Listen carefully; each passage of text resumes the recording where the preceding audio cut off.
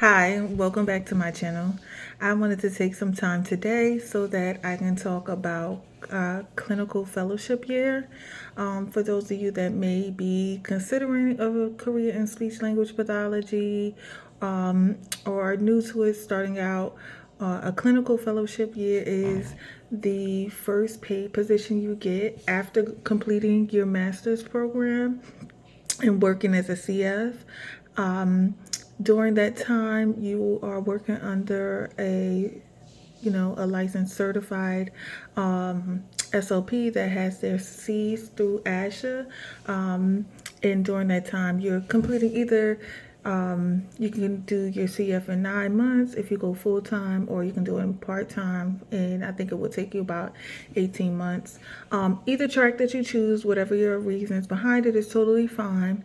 But either way, whether you do full time or part time, you must complete 1,260 hours per ASHA request to secure your C's, so that you can officially be on your own as a speech therapist. And during that time, there's three different segments while you're working under someone else, where they have to do direct and indirect observations of your sessions. They do ratings, and that helps you in the process of securing. So it's not, you still have a lot of one-on time to kind of learn about your clinical skills, get to grow and help with that transition between being a graduate clinician and being a clinician on your own. So that's the intentions of a clinical fellowship year.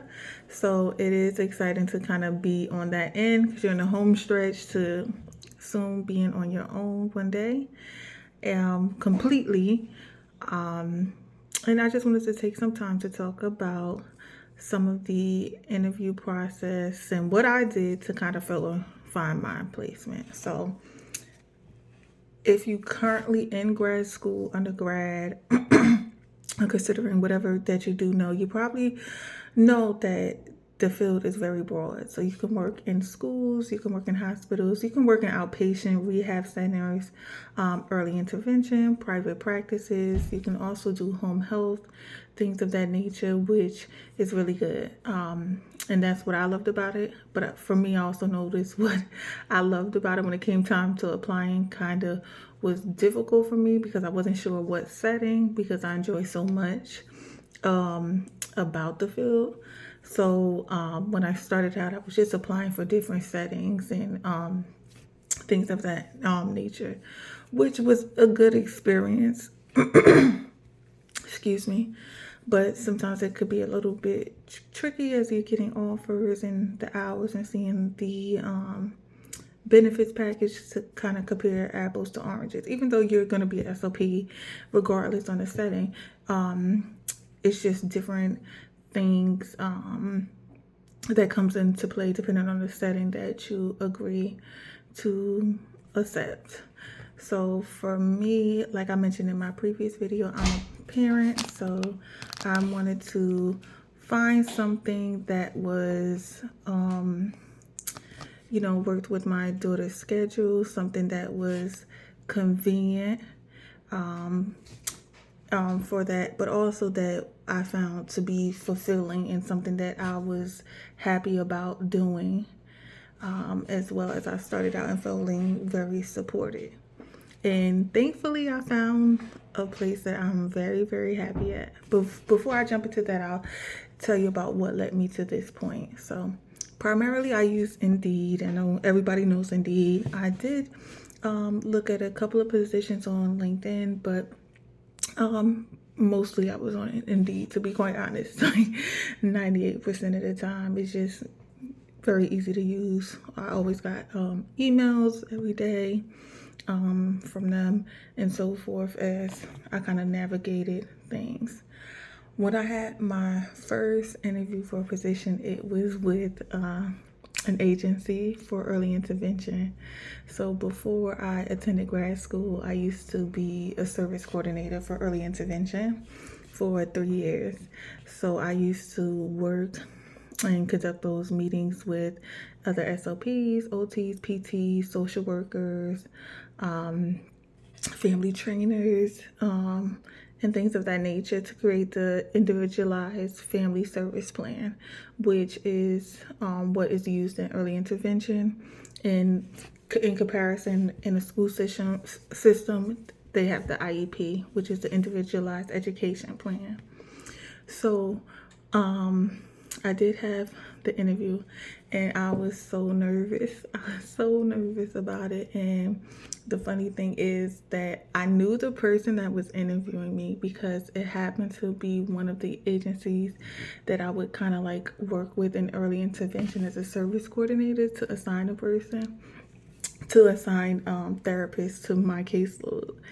And it was nice to see her again. It was nice to speak with her, but it was kind of like, I guess I was like too into my head of like, I was a new position. Like I was nervous about it. I don't know. It went really well. It went, was very easygoing. I think I asked quite some good questions. I probably could have asked more, what have you, and just, seeing what it's all entailed. Me in particular as a parent, was very interested in a W-2. There's a lot of positions where you can work as a 1099, where you don't have your taxes taken out. Usually those positions that I've noticed have a higher pay rate, hourly rate. However, I always found like it's not really, your true rate because you didn't account for taxes yet. Then you have to, make sure you're setting that money aside and this and that, or however you go about it, or if you do it at the end of the year. I just find a W-2 is much easier. The taxes are taken out for me. I don't have to worry about anything, and I could just move forward with that. So from the beginning, I knew that I definitely wanted a position that was going to be a W-2. And mostly, yeah, they do a lot of 1099s, which is fine. People maybe pick up a couple of cases and so forth and trying to pan out. I was offered the position. However, I ended up declining with some of the benefits, and I thought I maybe stretched a little bit too thin. I thought it would be tricky with being able to pick up my child on time from school, and making those arrangements and accounting for those cancellations and so forth, or these emergencies, or in the travel time in between houses, and so forth. So I decided that that wasn't the right fit for me. After that, I had an interview with a rehab setting, and the interview was interesting, to say the least. I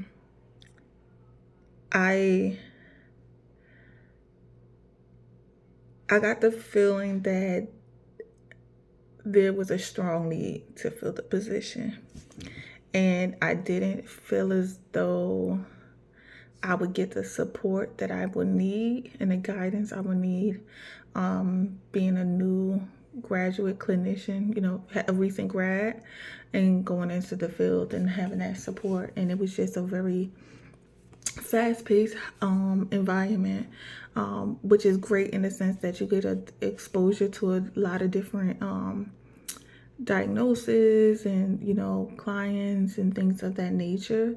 But I felt, for me, starting out, I wanted more presence from who would be my supervisor to be able to support me. It just felt like, we just need somebody to kind of get in there. That wasn't the only reason. It was the distance, the travel time.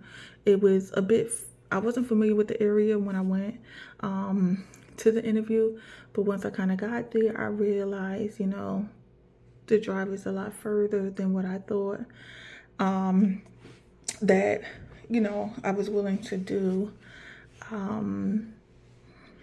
And, then going to see how everything was, it was excuse me, it was not something that I wanted to continue to explore, that I thought that it would be a right fit. After that, I did do some interviews with agencies to get into school placements. At this point, I kind of like divvied down, and I was like, you know what? I don't think the rehab setting currently will work with my parenting obligations. I don't feel like EI was the right fit for the same reasons. So then I was like, you know what makes sense and what is kind of like good comparative hours to my daughter's schedule would be working in a school. So now I finally pinned it down. And I was like very proud of myself that I had got to this point to say, okay, this is the setting that I want to work in. So I started doing interviews with agencies that would subcontract with schools. I had an interview in one school district that I wasn't very familiar with. I've heard of it. The interview went great. They were really really nice. They were friendly. It seemed like they had a nice environment and so forth. But my concern was like the distance. With my recruiter at the time, I was telling her beforehand, just to double back, that the distance was far. I did know that that location would be very far from me. And she was like, well, I'd encourage you to just, try. You may like it and so forth. You never know what comes of it and see what they're paying and so forth. It may be worth your while. And I was just like, oh, but I kind of mentioned something closer or whatever. But I was like, I kind of went along with what she was saying, even though I was kind of like, it's probably not going to work regarding the distance. So when I went to the interview, it was easy going. I didn't feel as nervous. I didn't feel as stressed. It just was a nice atmosphere that made me feel comfortable. It was via Zoom or Google Meets, one of those platforms. And so with my early intervention interview was online, and then the rehab center, that was in person. So they did offer me the position, but the hours and the distance and that how early we'll have to leave, and that was my concern. And I was just like, I have to decline it. And the agent kept trying to, she was nice, don't get me wrong, but I felt like she wanted me to take the position. I know they had that open at that particular location for quite a while. So I think they wanted to fill it, which is totally fine. It's understandable. But it just wasn't feasible for me. So one thing I would say is, if even though you're starting out, like, be your own advocate. You know exactly what is going to work for you, what is going to be challenging, what is definitely, a deal breaker. Make sure you have spend time figuring those out before you get into the interviews, to know what are your non-negotiables. Because I knew that particular district was a bit further, but I went to the interview anyhow, and it's kind of like, I don't know. I mean, I don't know. I didn't expect that I was going to get the job, but I did not expect that I wasn't going to get it. Like, if that kind of makes sense. I just went in there just to, clear mind and see what they had to offer, and they express what I was looking for and things of that nature. So after that, I went with another, I was working with a different agency for a different position. This position was actually, oh no, prior to that one, the one that sent me to the far school district sent me to one that was like relatively close to my house. I'm like, oh, this is great. I went through the first interview. It was very like scenario based. They told me about the populations. They asked me things on the fly. Even one of the interviewers started acting out as like, what would you do in this case if I was this scenario, this student presented like this and things of that nature. So that was a completely new experience for me in the interview process, but I actually liked it. And by that point, I had a couple of interviews completed already. So each interview I had developed more confidence. I knew how to ask more questions to ask, what were the right questions. I took notes so that I can write things down so that I can compare between different settings or different offers, even within the same setting, school to school, to see what would be the right fit. That district wanted to channel my name to the director to do a second interview. So it was a lot in the process. That was also via Zoom.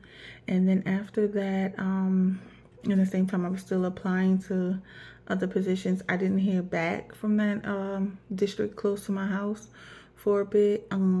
So I had another interview through an agency for a charter school. The charter school interview was via Zoom. It went really well. I believe they were middle schoolers, I believe, which would be on a caseload, but it would be working between two different schools that are relatively close.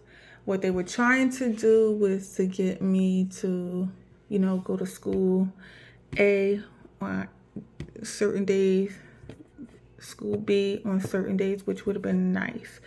But what ended up happening with schedule-wise, they would have needed me to go between just two schools on like 2 days, two of the same days, or so forth. When it was talking about certain things and the hours and arrangement to travel to it, like something about it just didn't feel right. And I tried to kind of I was like, am I overthinking it? I was starting to feel like, oh my God, at this point, I've turned down like 5 job offers. How many more can you turn down?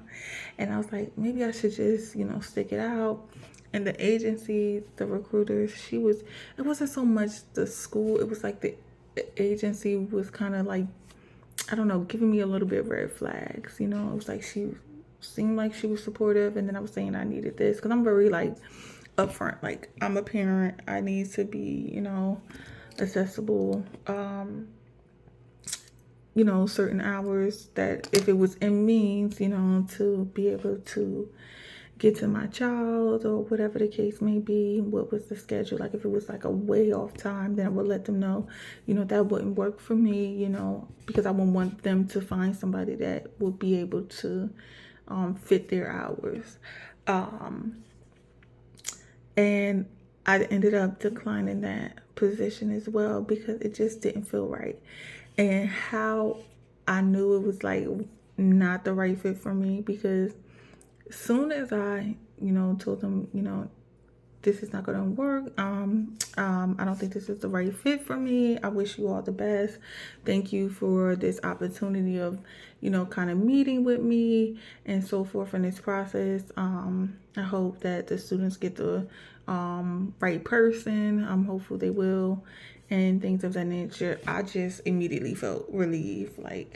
Just trust your gut. Even though you're new with the field, trust your gut. You know what is best for you, what feels right, and that you're not just stretching yourself too thin at all. Because they wanted me to be there, I think 7:45 in the morning, and it was just not going to be possible, with my daughter's school schedule. So then after that, I kind of took a break, because I was with all the interviews, the information, the calls, it was kind of a lot. And then what happened was I took a little break. I was getting those daily emails from Indeed about SLP positions. And then the position I currently have, I kind of just applied to. I just seen it. I've heard of the company. Never crossed my mind to apply for it. It was a school. And I did. I got a response, I believe, either the same day or the next day. It was really fast. Set up an interview. Now, although it's a school, it was different from the other schools that I applied for, that I interviewed for, because this is a private special education school. So it's an out of district school for students. These students come from multiple districts because their home district is not able to meet their educational needs and the supports that they are entitled to. So they go to this specialized private school, which was fine because as a graduate clinician, I did one of my placements in a public school, and then I did one in a private specialized education school, just like the one I was interviewing for, similar to.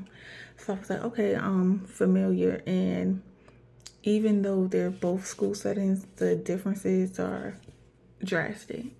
So I went to the interview. The SOP that interviewed me, she was easy to speak with.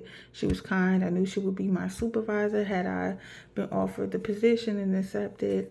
And it felt right. I had all the information about what was the benefits. She answered my questions. And then I needed about 3 recommendations to send to her before they can extend a job offer. So I got that to her within the next day or two. And then I received the job offer, and I sat for a minute, a day or two, just thinking like, okay, is this the right fit? This is the right thing. Really close to my house again.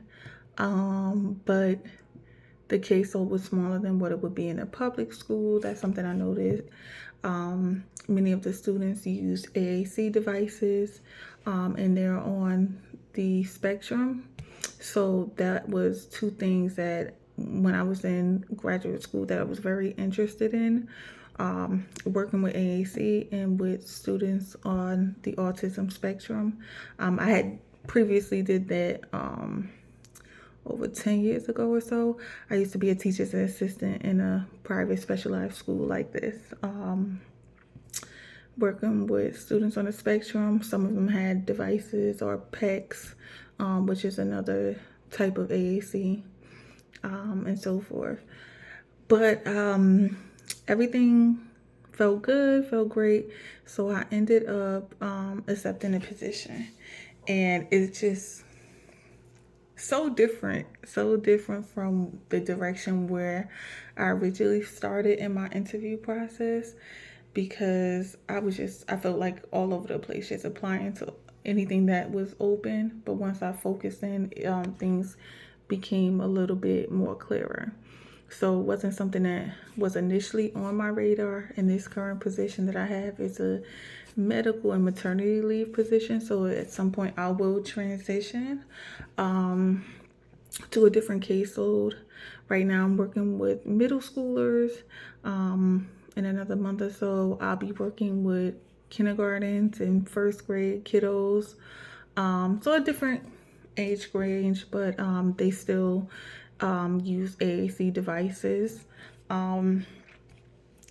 primarily with speech generated devices with Proloquo, to go and touch chat, if you're familiar with that. So, and one of the benefits of knowing that it's a leave replacement or so forth is that my job set me up to start sooner than the person that was going to be leaving. So I had the opportunity to meet them, get familiar with the office, the materials, observe them doing sessions, get familiar with the students, and also, make that transition a little bit, not even a little bit, a lot smoother, to be honest. Because usually as a CF, when you get the position, you're ready. Your first day, you're just jumping in to work, which is nothing wrong with, but it was nice and something that provided me a little bit more of a smoother transition, in my opinion, from a graduate clinician right into being an SLP on my own. So it was nice to kind of meet the person. And actually, I met both of them that I will be, covering for. And just, I know this is a long video that I'll explain it, but if you don't get anything else, is just trust the journey that you are on. It may be overwhelming, intimidating, and so forth. And in this place where I currently am, and I never primarily considered this a school, even though I had heard of it before, or considered being a leave replacement. I'm so happy in the position that I do have. I'm happy with the company. Everyone is so easy to talk to. My supervisor is on site. She's approachable. She has an open door policy, and she's accessible at any time. But she also gives me my space to kind of, get into the groove and get to know the students and get, into my own routine of things, which I definitely appreciate. But I am very, very happy. I am happy with this position. And now that I've accepted this position and found it, I realize why all those other positions were not the right fit for me. So if I can help anyone save a little bit of time, it's just think about what you want, what you don't want, what's your non-negotiables. Have some things that you're willing to compromise on, of course. Make sure you do your research on any place that you're interviewing at, that you have some questions prepared to ask, something to jot down with your notes from the interview so that you can later compare. Be respectful of everyone's time when you're offered a position, and respond back whether you're accepting or declining in a timely manner, so everyone is on the same page. And just trust your gut, because you should be happy with the place that you select. You're going to be there for a while. It's not like your grad school placement where you're there for 4 months and you're out. Just be happy with what you accept. And this is a place where you want to grow. Know what you want to get out of your CF, and know that you want to further develop your clinical skills, and just be confident, and you got this. And I hope this video was helpful. I plan to make more about taking the praxis, grad school. Any questions that anyone has, I'll be willing to answer. But thanks for watching this video. Bye.